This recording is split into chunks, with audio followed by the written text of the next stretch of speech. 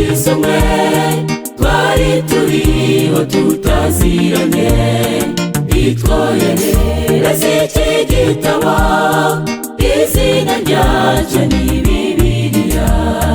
Bibiliya ni igitabo cyera cyahumetswe n'umwuka w'Imana mu bahanuzi 40 b'igikuru mu isi no mu ijuru. Iki gitabo naragisomye b'ishuri b'ibanga ry'Umukiza, nawe uyu munsi umva iki gitabo witungirwe n'amata y'umwuka. Mana yanjye nanjye ndagushima, wanyoherereje Bibiliya n'igitabo cy'umukirisitu, nzamuye amaboko ngushimira.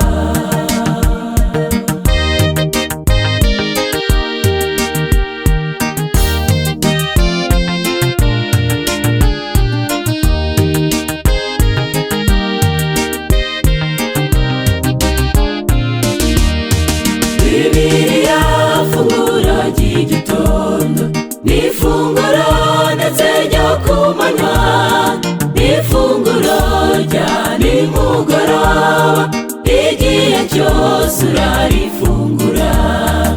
Iyo njyamye ndagisegura, nasinzira nkarisinzirana, nakanguka nkaribyukana, najya ku kazi nkarisogongera. Iki gitabo naragisomye b'ishuri b'ibanga ry'Umukiza, nawe uyu munsi umva iki gitabo witungirwe n'amata y'umwuka. Mana yanjye nanjye ndagushima, wanyoherereje Bibiliya n'igitabo cy'umukirisitu, nzamuye amaboko ngushimira.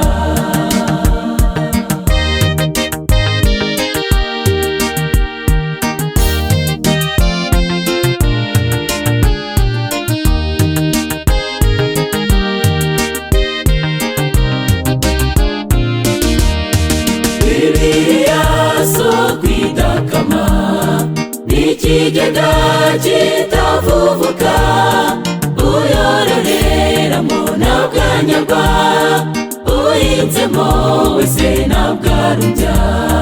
Bibiliya duhahiramo, tukajya abakire n'abakene, mwene ngango yarigezemo agakora amahitakizwa.